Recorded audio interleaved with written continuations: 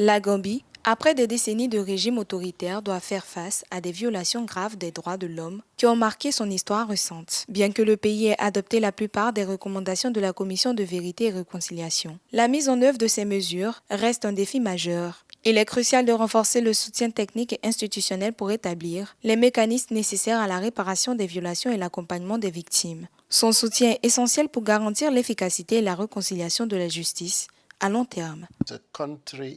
La Gambie, après 22 années de régime autoritaire, fait face à d'importantes violations des droits de l'homme liées à son passé récent. Le pays est engagé dans un processus de réconciliation centré sur la mise en œuvre des recommandations de la Commission de vérité et réconciliation visant à réparer les torts du passé.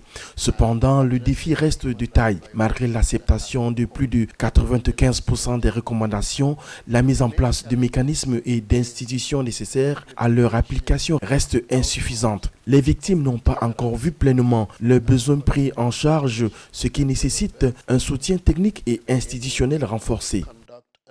Selon les experts, le Conseil des droits de l'homme des Nations Unies devrait renforcer la coordination entre ces résolutions et les mécanismes régionaux, car seulement 50% des résolutions sont mises en œuvre. La Gambie plaide pour des réformes assurant une participation équitable des petites nations et une communication améliorée entre les instances internationales.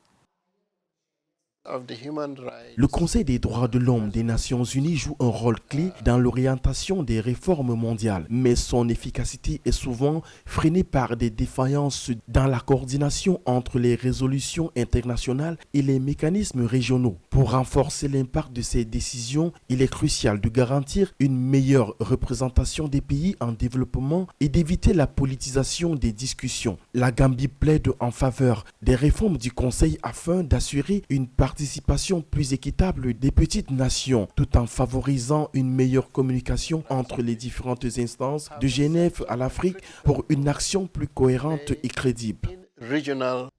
Pour rappel, dans le cadre de la mise en œuvre et du suivi des recommandations du rapport final de la Commission Vérité, Réconciliation et Répartition soumis aux autorités gambiennes en novembre 2021, le pays d'Afrique de l'Ouest, en étroite collaboration avec les Nations Unies, poursuit la mise en œuvre du respect des droits de l'homme et de l'état de droit.